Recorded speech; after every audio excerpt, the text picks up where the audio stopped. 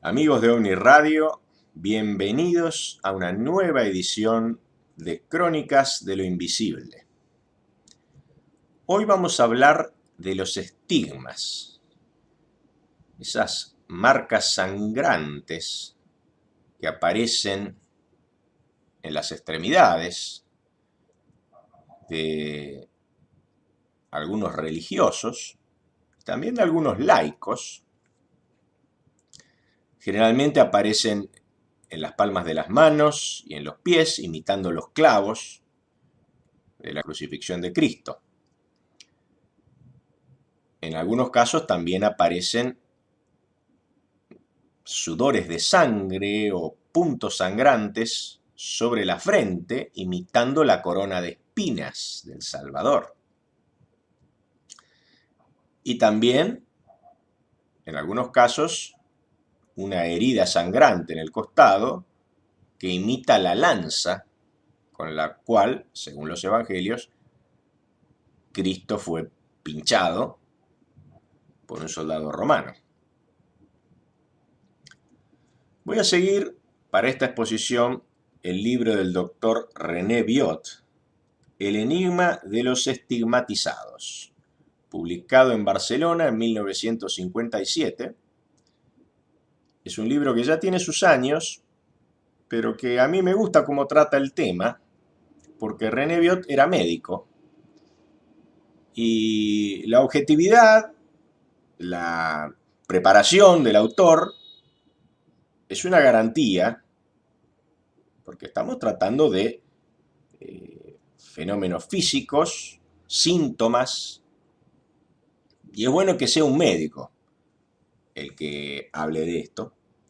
Por supuesto, René Biot se basó en estudios previos de muchos colegas, en testimonios de colegas que han estudiado estigmatizados y estigmatizadas, y es un fenómeno complejo, el de los estigmas.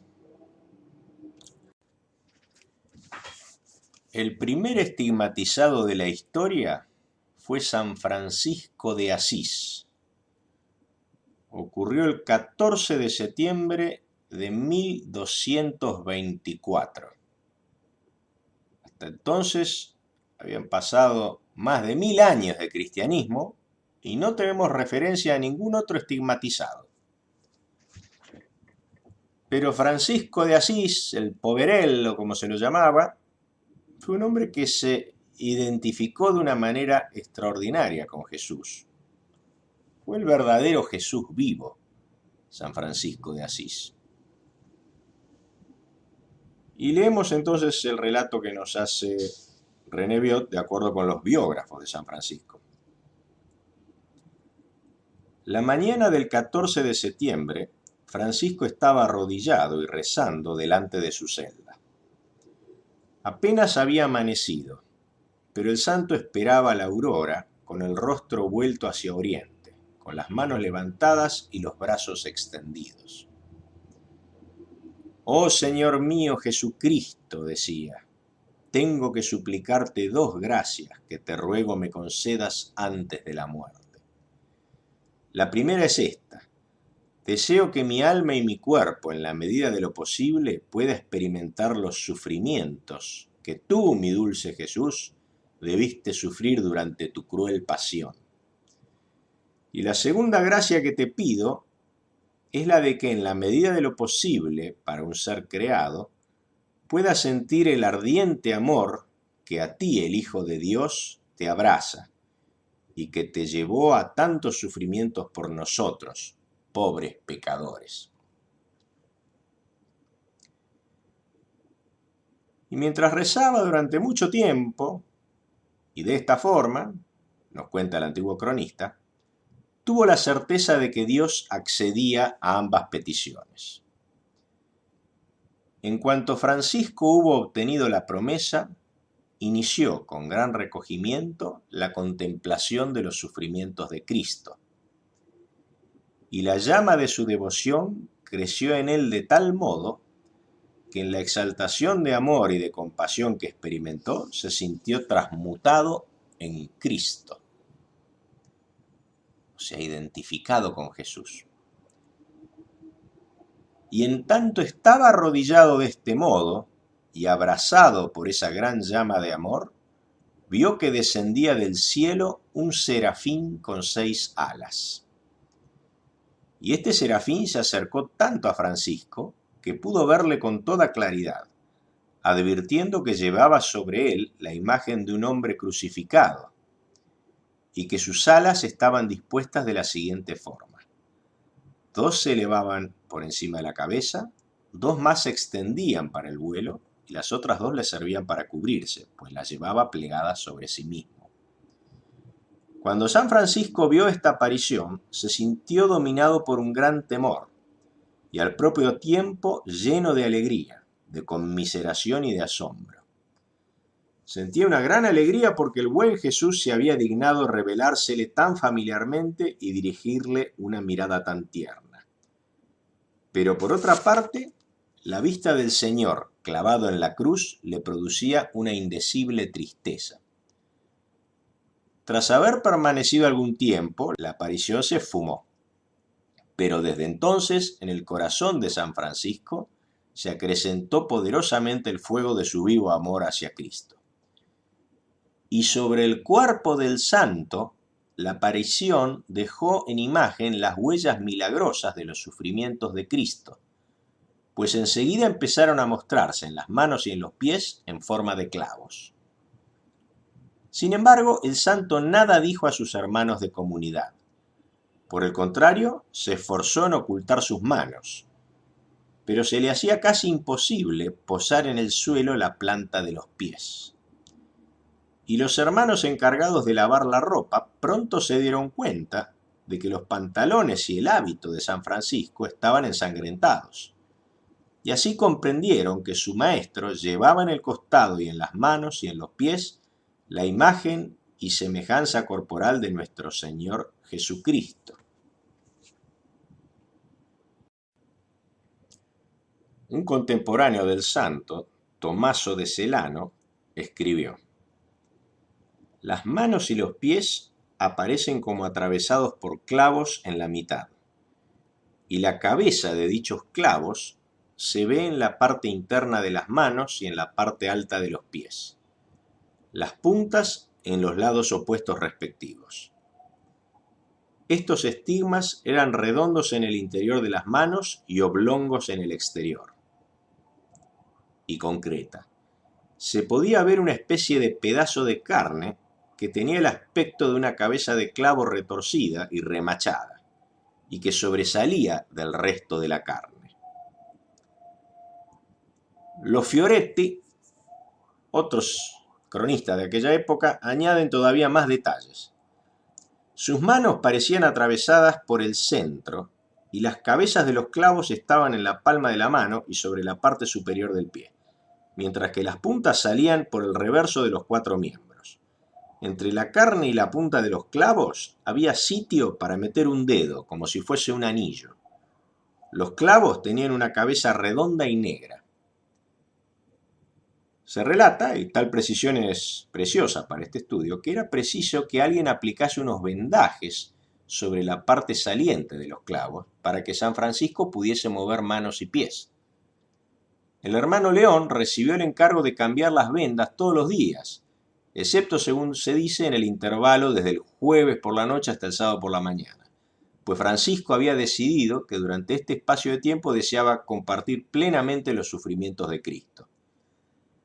El estigma del costado de San Francisco era absolutamente distinto. Los Fioretti señalan: tenía en el costado derecho la imagen de un lanzazo, como si fuese una cicatriz, pero roja y sangrante, de donde con frecuencia manaba sangre que mojaba la ropa y el pantalón de Francisco.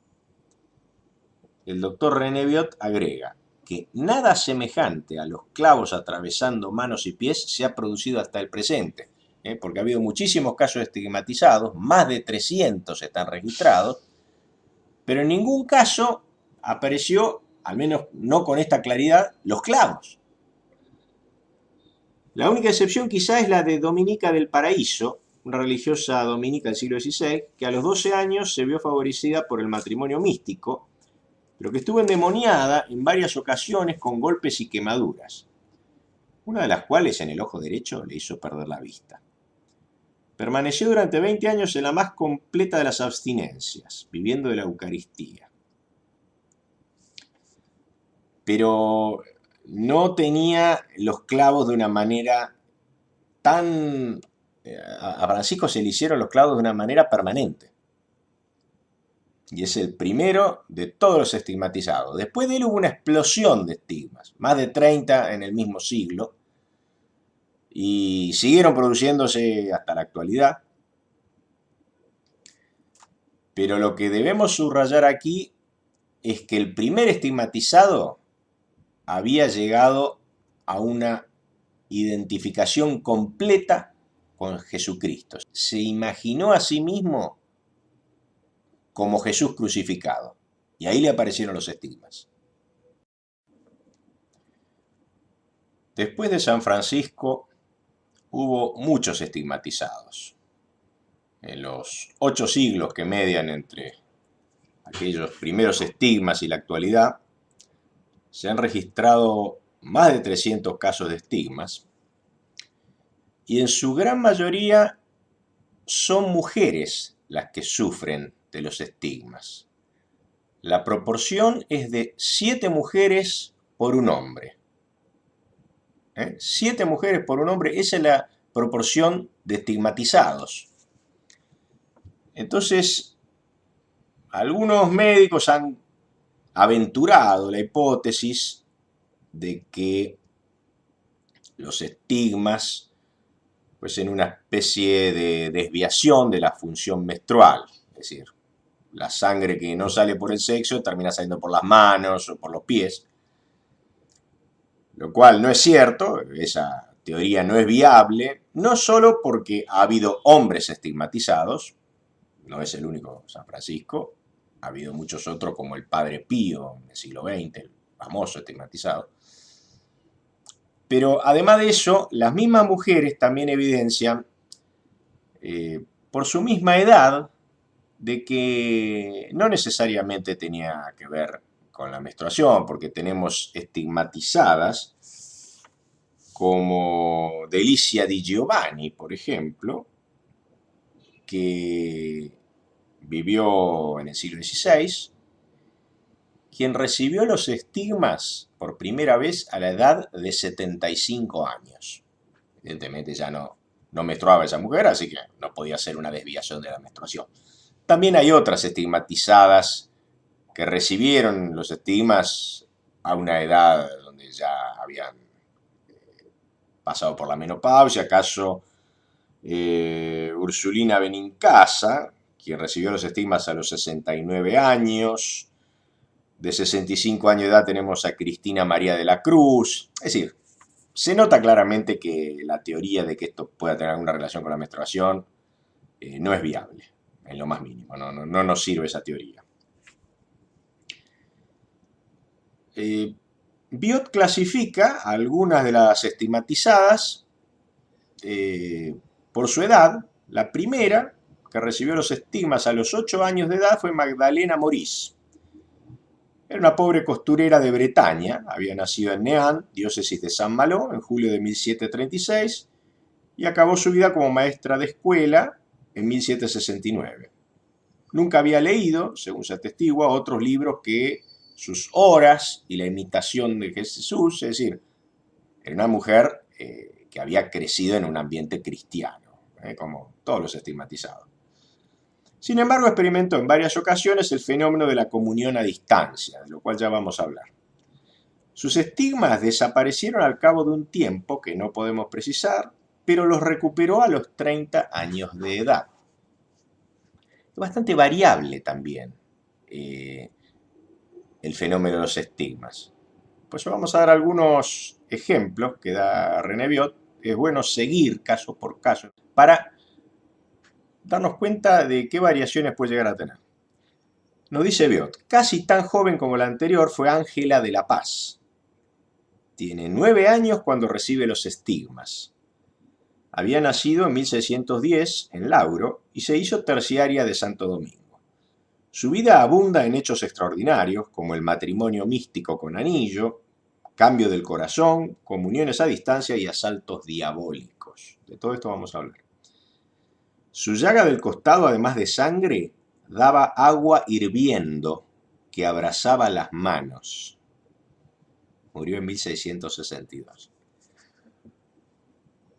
No sé si notaron lo que acabo de leer. Además de sangre, la llaga por donde había recibido el lanzazo Jesús, en la herida de esta santa, Ángela de la Paz, manaba sangre y agua hirviendo, que si uno ponía las manos se despellejaban. Ahora, ¿cómo estaba esa agua hirviendo adentro de su cuerpo? Sin quemarla, increíble. Bueno, la madre Inés de Jesús es la que sigue en esta clasificación por edades. Fue estigmatizada a los 12 años. Hija de un cuchillero de Puy, había nacido en 1602 y a la edad de 7 años tuvo visiones y éxtasis. Y en torno suyo expandía un perfume celestial, famoso olor de santidad, y obtuvo curaciones que llamaron la atención. Murió en octubre de 1634. Un decreto de Pío VII, dado en marzo de 1808, proclamó la heroicidad de sus virtudes, dada la aparición de esta dominica al señor Ollier. Prosigue la lista. Margarita del Santo Sacramento, o sea, Margarita Perigot, fue estigmatizada a los 13 años. Había entrado en la Orden del Carmelo a sus 12 años y sufrió asaltos demoníacos. Vamos a ver que esto es muy frecuente. Yo cuando había leído la biografía del Padre Pío, el famoso Padre Pío de Pietrelcina, que hay muchas fotos porque un hombre que vivía allá por 1960, estaba vivo, y en todas las fotos se ven sus manos sangrando con unos mitones con las cuales intentaba cubrirlas, porque había recibido la orden de no mostrarlas. Y el Padre Pío sufrió durante toda su vida asaltos demoníacos. Entraban los demonios y le daban una tunda de palos al pobre Padre Pío. Le daban con todo. Estoy muy cansado porque me pegaron mucho los demonios, dice por ahí en sus diarios, ¿no? Y yo pensaba que era un caso único, pero estoy viendo que muchos de los estigmatizados sufrían asaltos demoníacos. Muchos, muchos y muchas. Y uno dice, a ver, se supone que ellos están identificados con Cristo. ¿Cómo es que pueden llegar los demonios y darle una tunda de palo y andar persiguiéndolos a los estigmatizados? Veo que es un fenómeno ambiguo, ¿no es cierto? El tema de los estigmas. Bueno, Margarita Perigot, para sacarla de sus marasmos, le cauterizaban el cráneo e incluso pensaron en trepanarlo. Durante muchos años revivió las escenas de la pasión. Ana de Austria pretendía que por su mediación había podido llegar a ser madre de Luis XIV. Vale, si pudo embarazarse, pues se lo pidió a esta santa.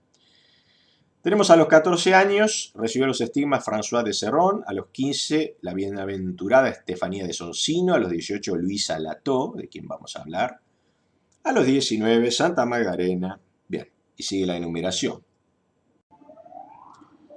No quiero olvidarme de Prudencia Saragoni, quien vivió entre 1585 y 1650, una franciscana que simuló estar loca para ser objeto de risa. Durante 6 meses se oía con frecuencia, por encima de esta pseudo demente, el canto de los ángeles. Murió en 1650.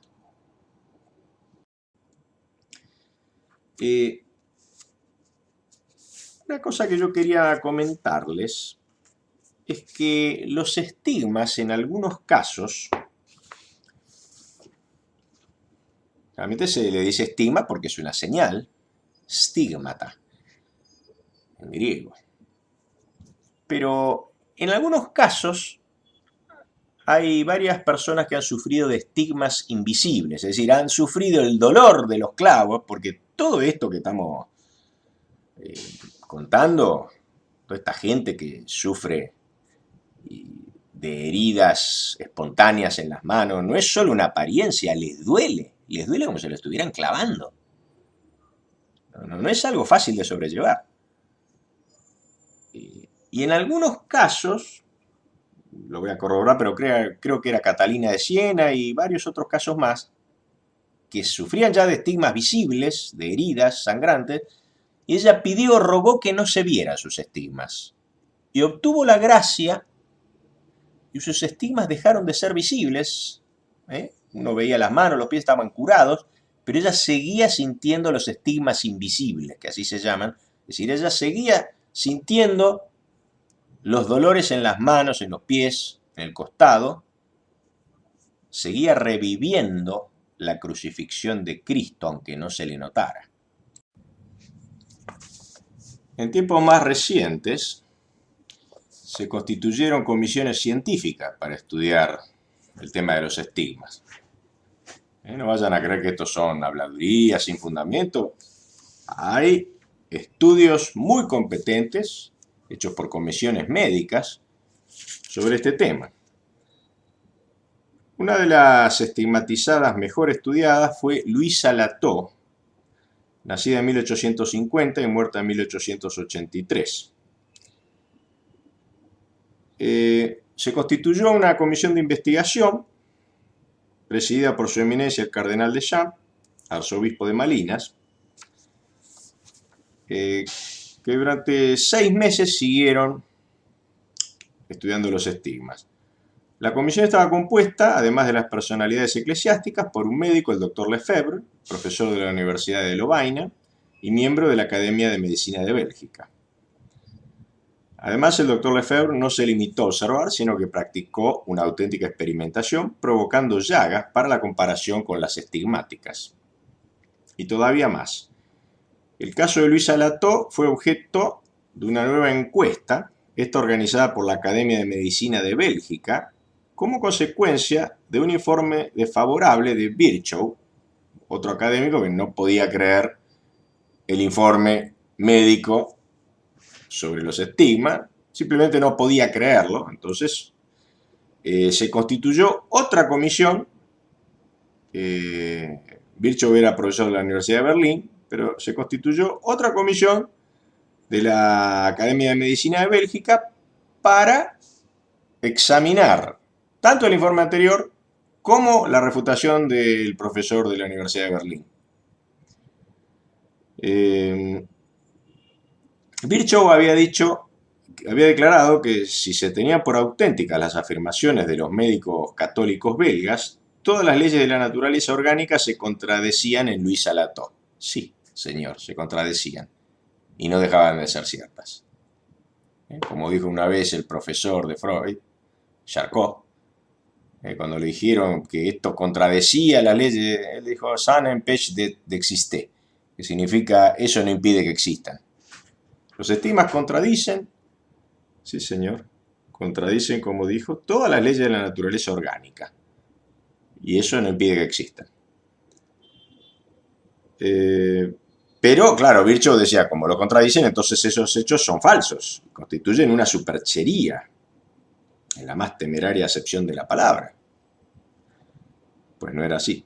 Las discusiones entabladas en la Academia desde 1874 prosiguieron hasta octubre de 1876. La docta Asamblea declaró la autenticidad de los hechos exentos de todo fraude y confesó no poder dar ninguna explicación racional. Esto es científico, lo que hizo la Academia de Medicina de Bélgica. Señores, hemos examinado los hechos, no hay fraude, los hechos son auténticos y no podemos dar explicación. Eso es lo honesto. Esa es la actitud científica. Cuando no se tiene explicación, hay que confesar la imposibilidad de dar una explicación dentro del paradigma que uno sigue. Pero lo que no se debe es negar la existencia de los hechos, como hizo este académico Virchow. Como él no podía comprenderlos, entonces no podían existir. O sea, él creía que él entendía todo lo que pasaba en el universo, ¿no?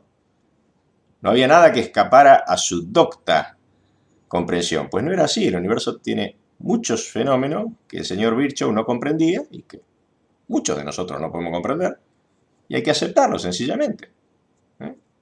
Virchow no tenía la actitud de Sócrates, que decía solo sé que nada sé. Virchow decía yo sé todo, y aquello que yo no puedo explicar no existe. Y esto que hacía el señor Virchow lo hacen todavía muchos científicos hoy. Lo que ellos no pueden explicar no existe. Bien, La Academia de Medicina de Bélgica presentó un informe sobre los síntomas cutáneos que presentaba Luisa Lató. Estaban sometidos a un ritmo. A partir de la primera hemorragia, que tuvo lugar el viernes 24 de abril de 1868, se reprodujo cada semana hasta su muerte, sobrevenida el 25 de agosto de 1883. Durante 15 años mantenían un ritmo los efectos cutáneos. 2 viernes fueron la única excepción. Se ha calculado que esto supone un total de 800 hemorragias.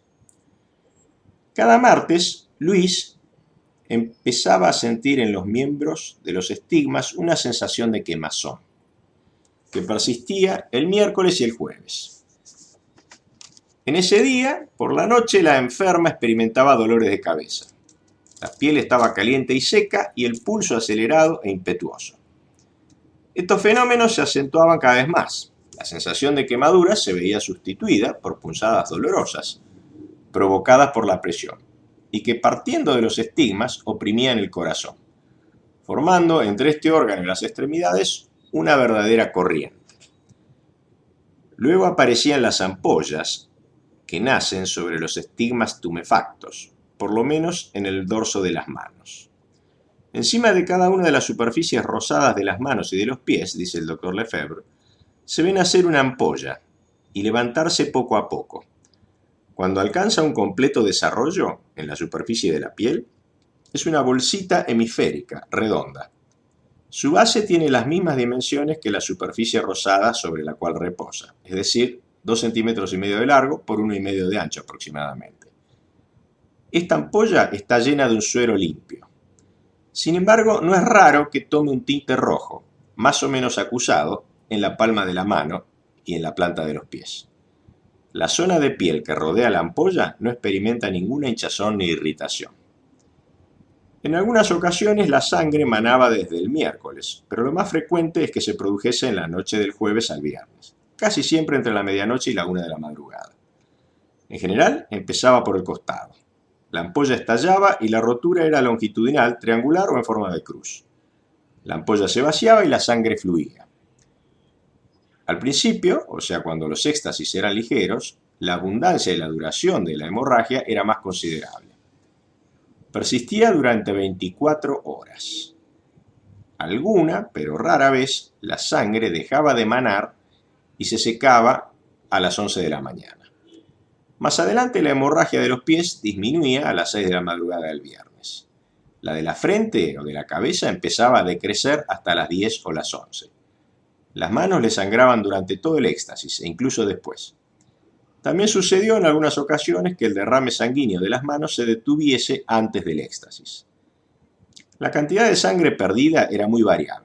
Nunca fue medida con exactitud, pero según los cálculos aproximados del Dr. Lefebvre sería alrededor de 250 gramos. Un cuarto litro, ¿eh? Perdía bastante sangre. Yo recuerdo una vez haber dado sangre, 250 gramos de sangre y la bolsita estaba por reventar prácticamente. O sea, es bastante. La sangre, después de varios análisis microscópicos, era normal en cuanto a sus elementos morfológicos, pero ofrecía una gran cantidad de glóbulos blancos, muy por encima de lo normal, y una proporción notablemente más elevada de suero que la que correspondía, según los investigadores directos del caso, a la cloroanemia de la enferma. Se conocen detalles de cómo surgía la sangre. En el costado izquierdo, la hemorragia tenía lugar al nivel del espacio intercostal, correspondiente a la quinta y sexta costillas, a la altura de la mitad del seno izquierdo. La sangre salía por 3 puntos apenas perceptibles. La piel presentaba un aspecto normal.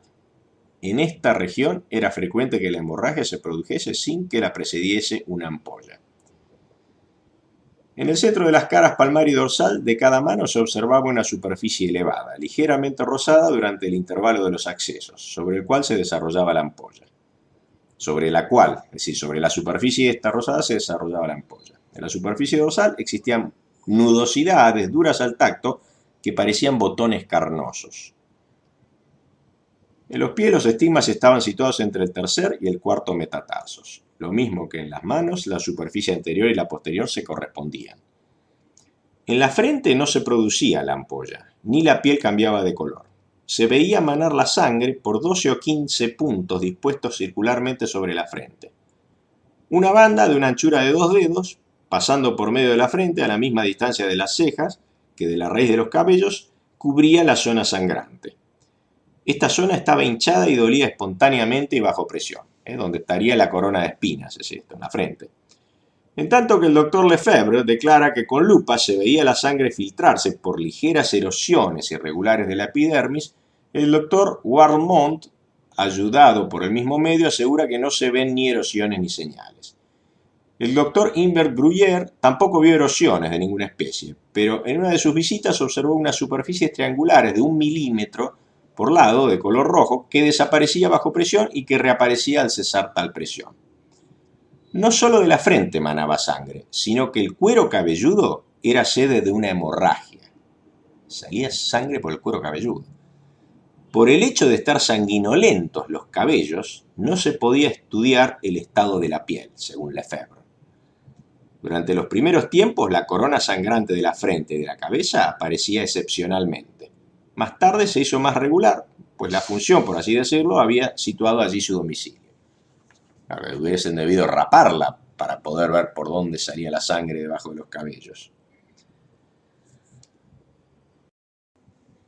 Y no fue Luisa Lató la única estigmatizada, observada por un equipo de médicos. Ya en el siglo XX, Teresa Neumann, otra estigmatizada, fue observada por los doctores Ewald y Robert van der Elst, quienes comprobaron que los estigmas iban variando de aspecto. Por lo cual las descripciones que hacía la gente que la había visto unos años atrás no concordaban exactamente con las que la veían después porque iban cambiando los estigmas. Era dinámica la evolución de estos estigmas. Desde el punto de vista morfológico, escribe Van der Elst, estos pseudoneoplasmas presentan el curioso aspecto de estar cincelados, como si fueran cabezas de clavos. Nos hace acordar un poquito lo de San Francisco de Asís. Desde el punto de vista fisiológico, estas erosiones revisten la apariencia de tumores malignos, sangrantes, a pesar de presentar los atributos de los tumores benignos, o sea, la ausencia de proliferación, inmunidad a la salud en general e integridad del sistema linfático. La llaga del pecho, prosigue Van der Elst, es la más profunda y la más larga. Tanto Teresa Neumann como Catalina Emmerich son mujeres que están fotografiadas y es impresionante verlas porque a veces ellas sangraban desde los ojos, sangraban como las imágenes sagradas. Esto tenemos que tomarlo en cuenta porque yo creo que el mismo fenómeno que produce los estigmas en cuerpos humanos es el mismo fenómeno que produce que las estatuas sangren. Es extracorporal el fenómeno. Es un fenómeno de origen espiritual.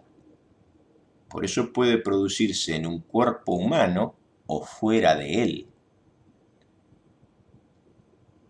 Para poder entender esto que estoy diciendo, hay que haber reflexionado bastante y haberse salido del paradigma materialista que impera hoy. Si no, no se puede entender.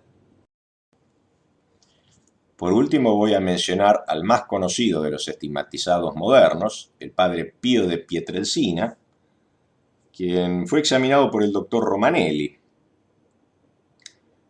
Este médico dice: he examinado al padre Pío 5 veces en el espacio de 15 meses y he comprobado algunas alteraciones en las lesiones, como en el caso de Teresa Neumann, iban variando las lesiones, pero nunca he podido clasificarlas en uno de los órdenes clínicos conocidos.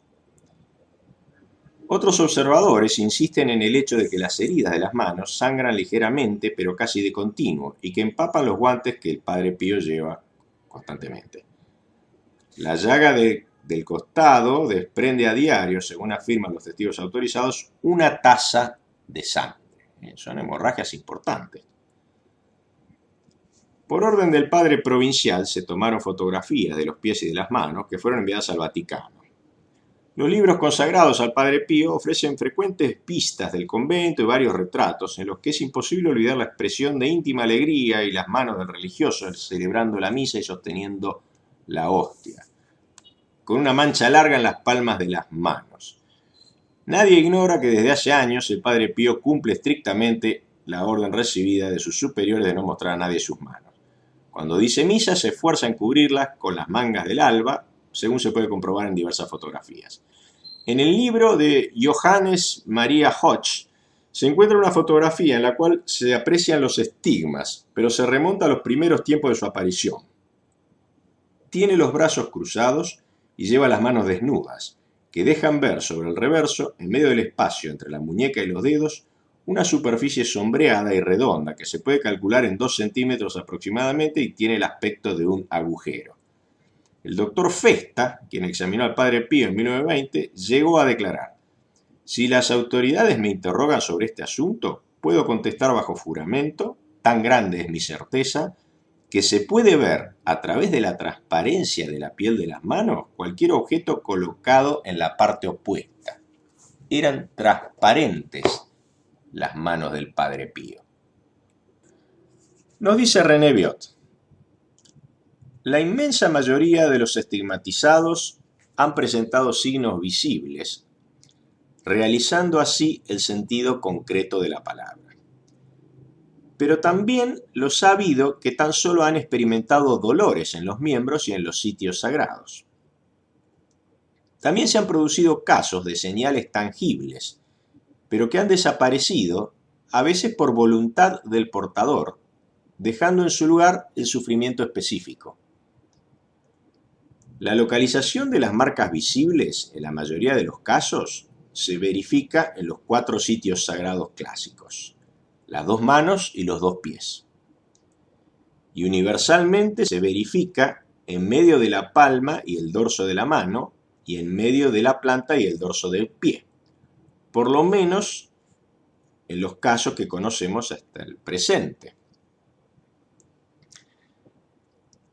Existe un hecho que, fieles a nuestro objetivismo, mencionamos aquí sin entablar la polémica que provoca y que remitimos a más adelante, y es la discordancia entre los lugares corporales tradicionales, consagrados por la iconografía, y las conclusiones que se obtienen de los trabajos como el del doctor Pierre Barbet, que ha estudiado detenidamente el sudario de Turín, el cual ha suscitado diversos problemas.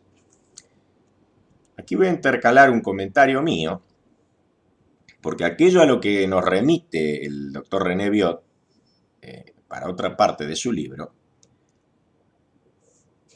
lo tenemos que decir ahora. La mayoría de los estigmas se presentan en los mismos lugares donde los representa la iconografía, vale decir, en las palmas de las manos y en medio de los pies. Pero algunos médicos, como el doctor Pierre Barbet, han hecho la prueba de colgar cadáveres que había en las morgues, colgarlos simulando una crucifixión. Entonces le ponían clavos en las palmas de las manos y los pies, y veían que las palmas de las manos no eran capaces de soportar el peso del cuerpo. Entonces, inmediatamente, o luego de pocos minutos, se desgarraban las palmas de las manos, los metacarpos, se desgarraban, se rompían y caían la palma de la mano, se desclavaba y caía el cuerpo. Caía el cuerpo, caía cabeza abajo. Es decir, no era posible, clavando las palmas de las manos, mantener a una persona crucificada en la posición en que nos la representan los crucifijos.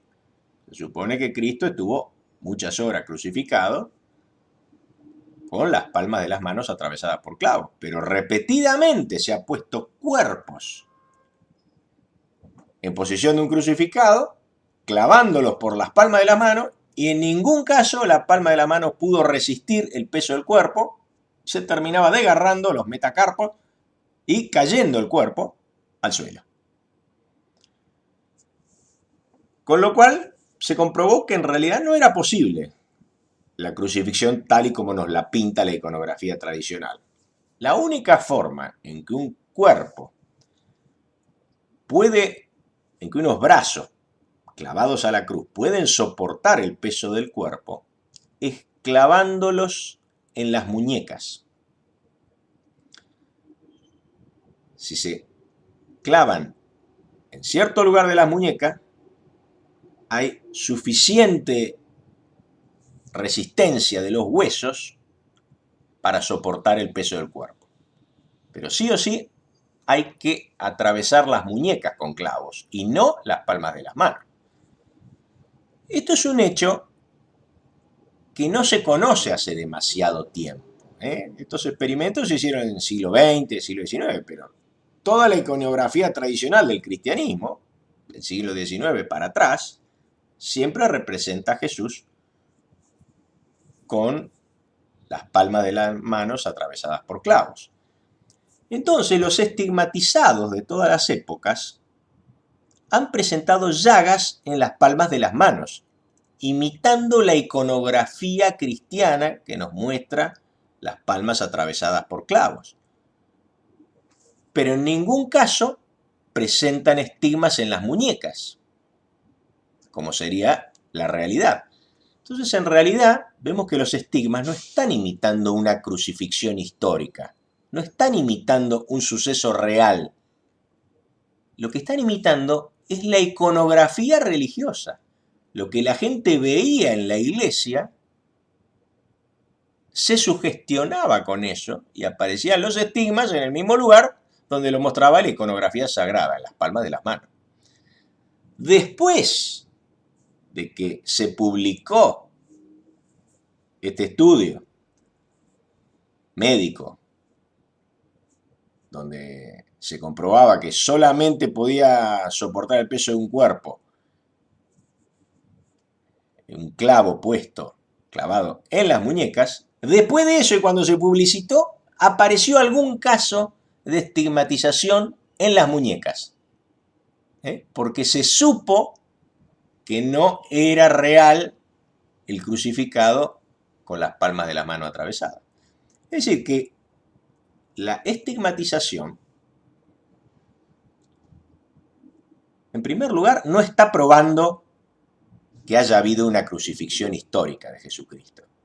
No lo está probando porque los estigmas corresponden a la iconografía, a las esculturas, a las tallas de Cristo crucificado, a los cuadros, a eso corresponden. No corresponden a la realidad, que hubiera sido un cuerpo con las muñecas atravesadas por clavos y no las palmas de las manos. Entonces, en realidad, estamos viendo que, en primer término, los estigmas provienen de la imaginación. Pero no solamente de la imaginación de la persona estigmatizada. Provienen de la creencia de millones y de miles de millones de personas que han rezado frente a crucifijos durante el fin de la antigüedad, durante toda la Edad Media, el Renacimiento y hasta los tiempos modernos, porque se sigue existiendo este fenómeno. Y esta es la causa de la estigmatización. Antes de seguir con el libro de René Biot, yo le quiero contar un caso que me pasó a mí personalmente. Si bien no soy una persona religiosa y lo que les voy a contar no se refiere a un estigma religioso, pero sí se refiere a unas marcas que aparecían en mi cuerpo por sugestión.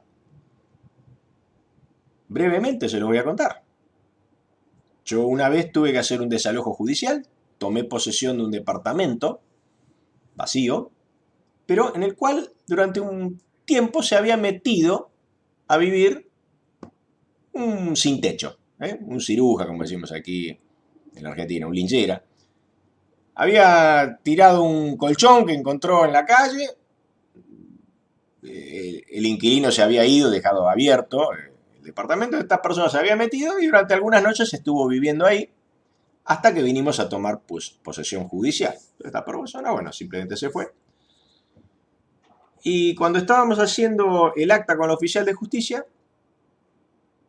yo me llevé mi hoja, cerré la puerta, me fui y siento que me pica una picación muy fuerte en el vientre, un poquito abajo del ombligo. Cuando llego a mi casa miro y tenía una enorme roncha de una pulga que me había picado, porque esta persona sin techo que estuvo viviendo ahí durante un tiempo tenía pulgas.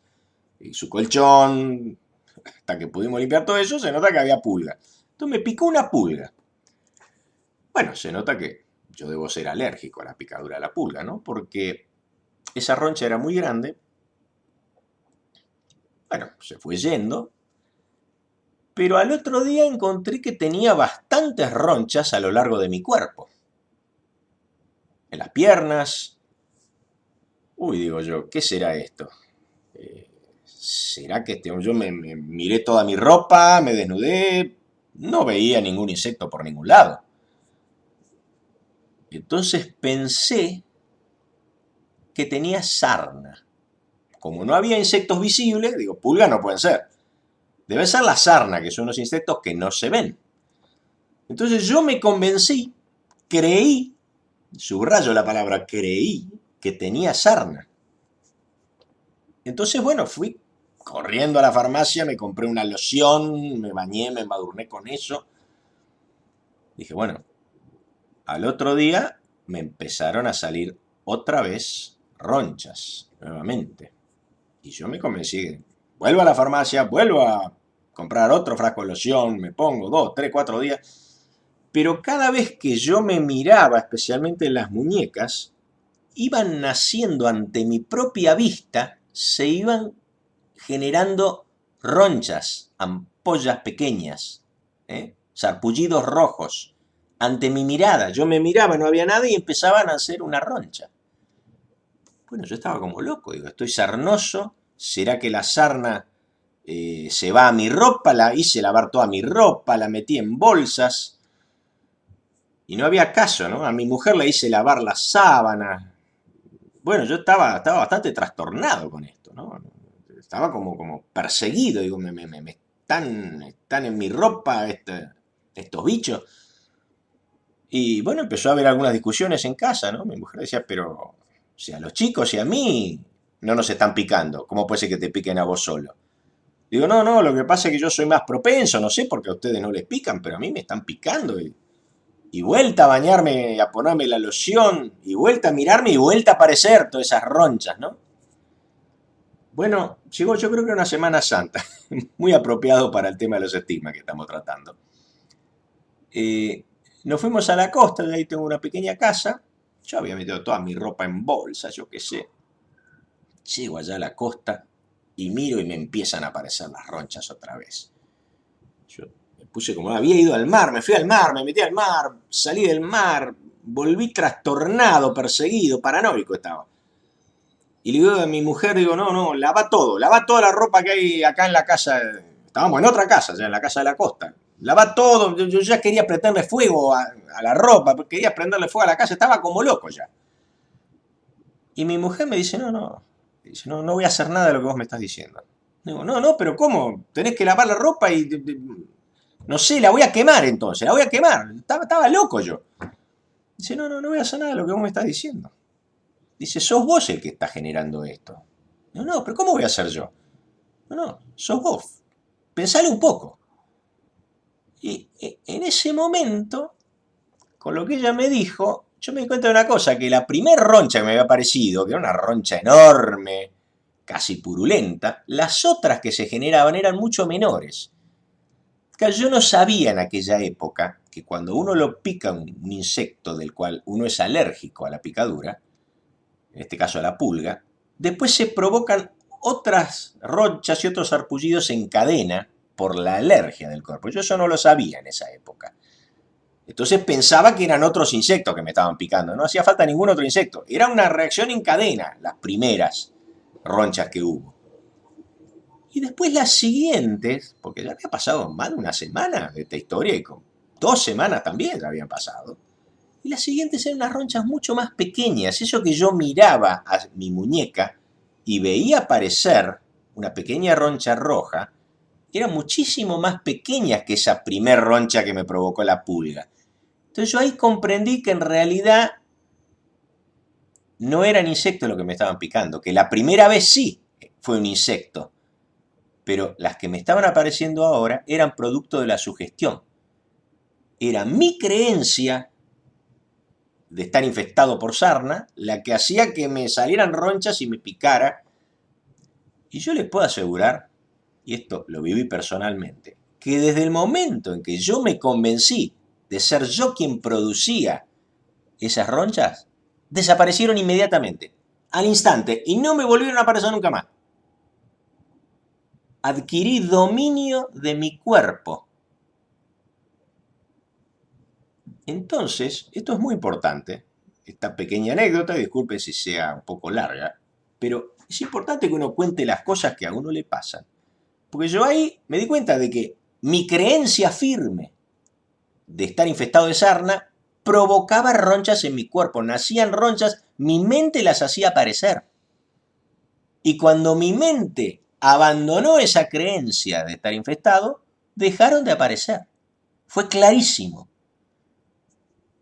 Y este conocimiento obtenido a partir de una experiencia sufrida en carne propia, nos puede habilitar para comprender los estigmas. Los estigmas son un fenómeno paranormal complejo que casi nunca se presenta solo. Frecuentemente los estigmatizados experimentan bilocación o visiones proféticas, o también comuniones a distancia, inédita, pero no podemos tratar todos estos temas juntos hoy porque no nos da el tiempo, y así vamos a dejar para un próximo programa el caso de la inédita y las comuniones a distancia que frecuentemente se presentan en casos de estigmatizados. Cuando yo digo que los estigmas son un fenómeno psíquico, no quiero decir que esté solamente dentro de nuestra cabeza. El espíritu está por todos lados y actúa dentro de nuestro cuerpo y fuera de él, como vemos en los casos de esculturas e imágenes que sangran. Es el mismo fenómeno que produce los estigmas, pero en este caso se manifiesta fuera de un cuerpo humano.